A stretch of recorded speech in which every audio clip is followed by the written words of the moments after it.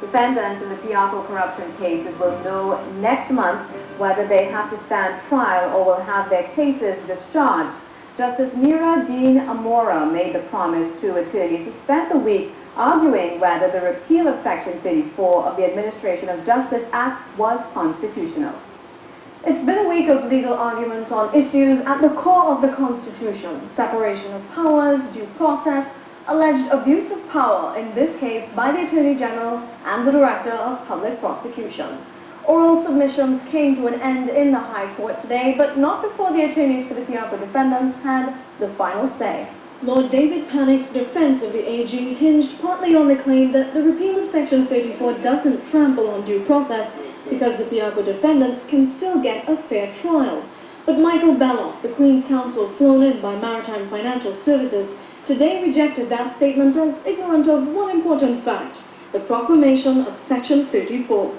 The barrister said of Lord Pannick, he said Piarco defendants will enjoy fair trial, but what that submission is about is simply to glide over and avoid the difference between the Piarco defendants and any other, which is that Section 34 guaranteed no trial. In closing arguments, Steve Ferguson's attorney, Queen's Counsel Edward Fitzgerald, accused the state of using its might to disadvantage his client, asking, how can you say you'll have a fair trial when your opponent has gone to the legislature and said, it looks like they're going to win this one, so we better introduce legislation to make sure they don't. You couldn't get a more textbook definition of inequality and unfairness. Now the fate of one of the country's longest-standing and most high-profile corruption cases is in the hands of Justice Dean Amora.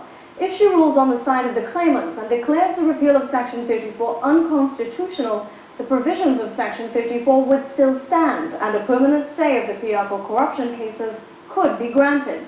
If the judge rules the other way and agrees with the Attorney General's defense, she would uphold the repeal as perfectly legal, and unless she finds there's been an abuse of power by either the AG or the DPP, the Piarco defendants will face trial.